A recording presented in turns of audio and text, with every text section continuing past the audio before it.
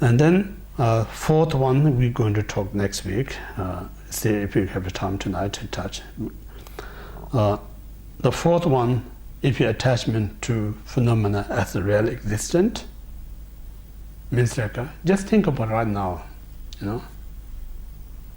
It's very one way if you're very logical things. When we just think, I'll give you, when we really kind of thirsty in hot weather, middle of the desert, and then due to our thirsty, and then heat, sand, all this kind of a cold condition, creating this illusion we call the mirage, you know. So you see as like out there some kind of river floating or some kind of small lake, and then you try to go there and get the water to quench your thirst. But that mirage never going to quench your thirst because there's no real water. So somewhere, just think about like when we see this beautiful in front of us, you know, we think these things are going to make me happy. But the reality, everything we're chasing after them is the mirage. Never ever going to make you happy. Happiness no exists out there to make you happiness. You know? One of the sutras stated, you know, the rishis who has a supernatural mind look for place they can go, never going to die. But they're never found any planet. They can go and live forever. So same like none of our rishis or none of our supernatural mind found any physical place that can give you everything what you want. There's nothing exists. All is mind.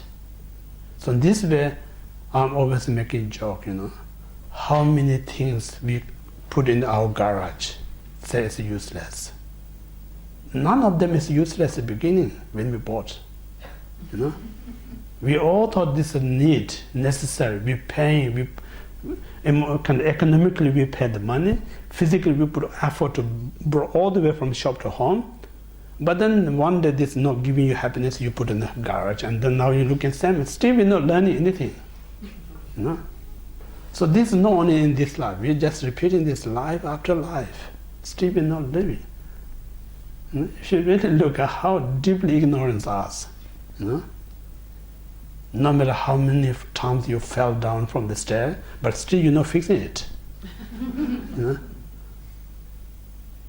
So in this way, it's important that all these phenomena, as long as you think it's real, then that's a deceive you. Nothing is real. Because we know everything is changing. No, moment to moment. 1 minute you think it's perfect, next minute that perfect no more there, perfect something else. So just chasing this, that's a really many teaching says, just chasing something you're never going to find, that alone can make you really exhausted. But still we don't get exhausted. We should be exhausted doing samsara things, we never get tired. But we should not be getting tired, exhausted. Dharma, we always get tired, you know. Even you put half an hour meditate, oh, I'm so tired, you know. Suppose we should get tired, nothing going to give us a valuable, we never get tired. But something that gives us so valuable, just doing short term, we get exhausted. It's so funny, yeah? Human beings. So in this way, what we say, like, it's so important while we have this excellent opportunity not attached to this life, samsara, one's own benefit, not that to think everything's real. So parting from this, parting from attachment, then whatever you practice, these are the really medicine to free out delusion and karma. Yeah? So now based on this, then we talk about this, if you have attachment to this life, so self-purpose, you do not have bodhicitta. Also Shantideva stated, without exchanging one's own happiness and other suffering, it is impossible to attain Buddhahood. Yeah? So Buddhahood really means like I always say like know the physical state. The Buddhahood is a mental state. So what kind of mental state we say like the Buddha is a Sanskrit word. In the translated Buddha in Tibet we call the Sang and Je, 2 words. So this really what we're saying like Sang means like free from all the obscurations. Je means like gain omniscience. So exhausted all the obscuration, gain all the omniscience is we call the Buddha. So we call the Buddha.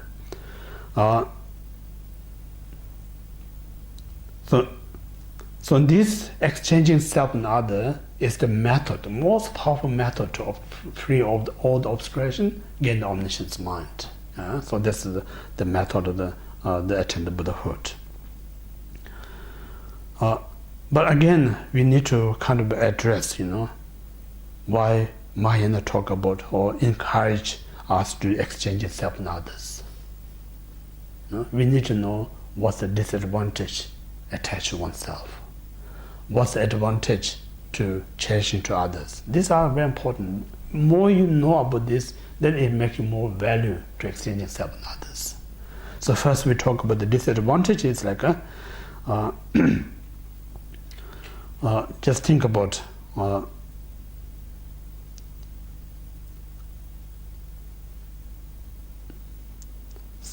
I mentioned briefly earlier, from beginningless up to today,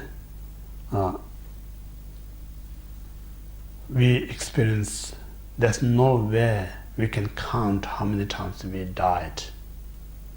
Uncountable. So all this suffering is created by a self-cherishing mind. Then every small headache, pain, sickness, difficulties, if you really investigate, everything created by the self-cherishing mind. Just think about it, we as ordinary beings, then next to us there's someone enlightened person. As a human being, as the same, then one has so much trouble, the other one has not much trouble. What makes the differences? It's the state of the mind. The person who has so much self-cherishing mind has so much trouble. The person who has less self-cherishing others, very little problems. So in this point of view, so valuable. Whole idea of overseeing not just attain the Buddhahood. Whole idea is like completely exhaust all the obscuration, and its residues that kept us in the samsara.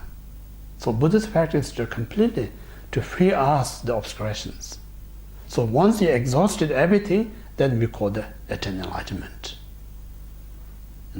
Sometimes when we talk about Four Noble Truths, for instance, the third one, truth of cessation. What is the truth of cessation? Truth of cessation is a nirvana. So what nirvana is like a mere absence of suffering and origin suffering. When you absence suffering and origin suffering, it's because of nirvana. Nirvana is no other than that. Likewise, the Buddha is a mere absence of true obscurations. So lots of us have a misunderstanding. Without removing this true obscuration, with the true obscuration, we try to attain the Buddhahood. It's impossible. Buddhahood is not something can attain based on the true obscuration. Buddhahood is a mere absence of true obscurations. So whole Buddhist practice is to remove, nothing to gain. Removing is a gaining. So if you don't have any trouble, you'll be the most happy person. That's the whole idea. So in this way, this self-attachment is the condition to remain the obscurations, not the antidote to overcome the obscurations. So that's a loss of disadvantage.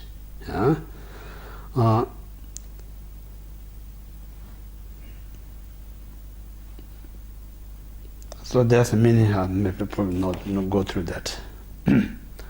So that's just briefly talk about the importance of the not cherishing to oneself. And then cherishing to others, I mentioned all the good things comes from cherishing to others. we're saying like loving kindness is come from cherishing to others. Compassion is come from cherishing to others. Bodhicitta is come from the cherishing to others. So these three are really the path that frees you from all sorts of obscurations. So that way, one of the, I think Shantideva or someone says like, all beings are the cause of your happiness. Yourself is the cause of suffering. So this means like, I'm saying like, our system is completely different. Our ordinary system says it's like, that everyone causes you trouble. You have to look after yourself. But in Dhamma says everyone's helpful. Without the others, there's nowhere you can attain full enlightenment. Because without others, how are you going to practice love, compassion, and bodhicitta? You know? So this point I mentioned earlier, you know, when we say I'm Mahayana practitioner, I'm Vajrayana practitioner, we're doing this big sadhana in front of us. But when we meet a sentient being, we cannot tolerate that person. You know? Even we can't love one person, we cannot compassion one person, then what kind of Mahayana, what kind of Vajrayana? You know? So real sadhana is the sentient beings. More you practice them as a love and compassion, you know? That makes you really to attain to the Buddhahood. Yeah? So in this way, many teachings say we no need to differentiate the disadvantage of self-cherishing mind and the advantage of cherishing to others. Just observe to sentient beings, just observe to the Buddha and Bodhisattva. It can tell you who more self-cherishing mind, stuck in samsara, experience all sorts of suffering. Who cherishing others, reach enlightenment or full enlightenment, so much benefit. So in this way, we have to learn the value of cherishing to others. Yeah? So that's a bodhicitta, just add up last week. Then continues we talk about this, to completing is we need to do the 6, what we call the perfections. So we come to, started to last week the diligence or joyful effort. And then the obstacle for joyful effort is the laziness. You know, the laziness, there's so many, because I always say the word of laziness in English is a very small coverage, but in Buddhist it's much more coverage, laziness means. You know? So I can talk to you a few different varieties of laziness. Yeah? The first one is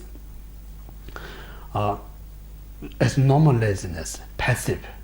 You know, if you're lazy, then nothing can be success. Everything tomorrow. Then tomorrow comes another tomorrow. You don't know that tomorrow never comes. Or next. No?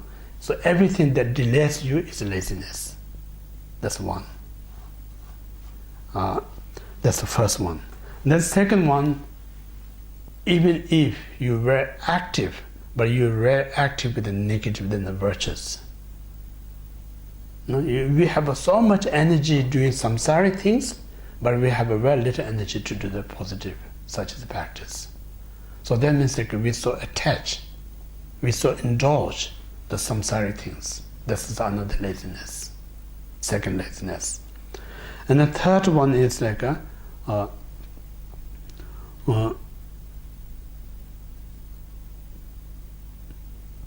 it's kind of, I mentioned last week, a little bit called the disappointment. You know, disappointment means like you have a huge expectation to achieve out of meditation practice, but when you not achieve what you want, then you're discouraged. So again, it's a very important, you know, everything comes not with what you expect. Everything comes with the cause and conditions. So this is so important, must have a logic. You know? If everything comes as you wish, then we all success. There's no one is a failure. But unfortunately, nothing comes as you wish. Everything comes with the cause and conditions. So when you not put the right cause and condition, you expect something and then lack of cause and condition, you're not going to get that one. You're not going to achieve that one. But you're not aware, then you not get what you want, you're disappointed. So this disappointment, lose interest to practice, lose interest to meditate, lose interest to study. So disappointment is a third cause of laziness. Third. And then fourth is like a low self-esteem. Means like letting down yourself. I'm not intelligent enough. I'm not good enough. I'm not strong enough. I'm not value. Always downgrading yourself. That is the fourth laziness. Shantideva said, even mosquito, cockroach, if you put diligent, they also can attain enlightenment because they all have a Buddha nature. So we all sentient beings possess a Buddha nature. If you really put a kind of effort there, there's no reason what you can achieve. But it's a matter of time, Sometimes it takes the time, but you're not going to come right now. But there's nothing exists, one single being who's not going to attain the Buddhahood. Because all beings possess the Buddha nature. So in this way, downgrading is another cause of laziness. Then fifth one is like someone of us so attached to material wealth, samsaric power, samsaric fame. So we're rushing to get these things, then we're not interested in Dharma. Because we think Dharma is obstacle, samsaric gain, samsaric fame, samsaric power, because we think they are more important. So this is a fifth, the cause of laziness, attachment to worldly success. Then seventh one is like say ordinary kind of a human socializes like just sit with a few friends and having a nice cup of tea, coffee, chatting unnecessary things. I'm not saying I'm great, sometimes when I meet with a friend, I need to talk. But sometimes I get really, really bored, When I listen, really not much valuable talk. But then just when this moment I'm aware of that, I make it for tired why I'm here to listen. But then on the other hand, I need to be here to socialize. Anyway, the other talk is kind of, when you're so attached to the other talk, then that takes lots of time. That exists from since the human civilization to after today. Now on top of that, we have so many other, internet, Facebook, watching television, searching internet. All this again, laziness. It takes lots of your time. So now we have a double disadvantage: ancient civilization, chatting culture, top of this modern technology. There's two cause of laziness. So this kind of again nowadays, lots of people in gut feeling they think many who met the Dharma who from gut feeling or their heart they really want to come center, learn, meditate, and then this culture kind of chatting, modern technology make us lazy. That's another type of laziness. Then another last laziness is like again a form of passive. We kind of attach to so much time in the bed. 10 hours sleeping. Kind of so this is not important, but so these are we talk about the cause of the laziness. So the laziness, as I mentioned, is to attachment to those things. So when you so attach all these things, then it becomes like a lazy. So lazy can delay you everything. Even I always talk about Drogmi Buddhist Institute. He said to the Buddha, long time ago, you and me as ordinary beings, and then you develop this diligent, rich enlightenment. My laziness still I'm in samsara. So now you and me has a vast differences. So I always kind of think of myself, and also I kind of share my thought with others, saying like, we think Buddha came 2,500 years before us. We come much later. We think that way. But the reality, when Buddha was an ordinary person, we also exist at that time, because we came from beginningless time. We not come later. You know? So our laziness, we still in the samsara. So still we remain in the laziness, there's no end. Unless we're going to be samsara. So only that delays us to attain perfect state. Nothing else but the laziness. You know? So in this way, one need to really aware that laziness is one of the most dangerous kind of what we call the robber that steals our great opportunity. You should not be a friend. You know? That's what I'm earlier saying, like attachment to oneself is like you bring up your enemy. So like attachment to your laziness, you look after your own enemy. You're not doing anything good for yourself. Just think about, when you want to achieve something, you want to do something, you depend on someone, and this person keeps saying, I can't do today and can't do today, then how you kind of feel sick of it, people saying, I can't do it today. So laziness is the same thing. It's your partner that's telling you, I can do next, but never be done. So this is so important. We should not be attached to laziness. So to overcome that, then we talk about diligence. Diligence means joyful. So joyful means like sometimes we have this interpretation. You have to work hard. You need to be kind of in a modern culture saying like you have worked hard in order to be success. Then mentally, no matter how much stress you're there, physically how much you exhausted, you no choice but have to work hard to success. That's hard work. But the Dharma diligence, we're not talking about that. Dharma diligence will always be joyful state. Joyful state means like what I'm saying like how fortunate. I'm saying always how fortunate to have this human perfect life. While I have this human perfect life, how fortunate to have this Dharma to free my own sickness and other sickness. These type of opportunities are very rare. I'm one of the lucky person in this earth. So more you're aware how fortunate, how you're lucky, that brings tremendous joy. When you have a joy, nothing is hard, nothing is difficulties.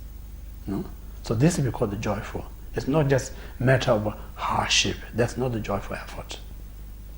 So normally we talk about three things requirement, to be developed the joyful. The first one, you need to have inspiration.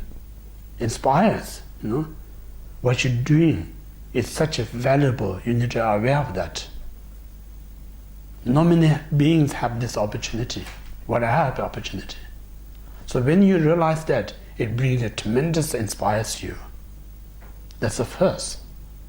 When you have such a great inspiration, that brings you a great interest. I must do it.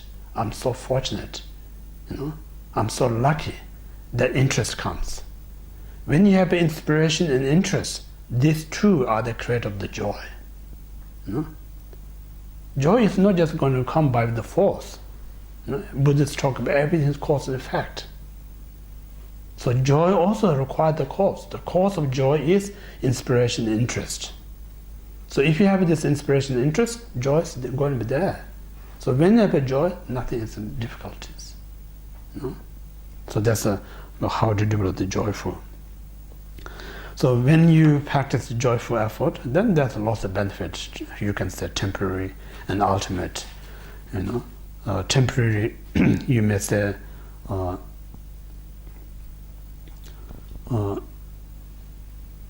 temporary, what you can get like if you have a joyful effort, you can success everything you want to success in this life.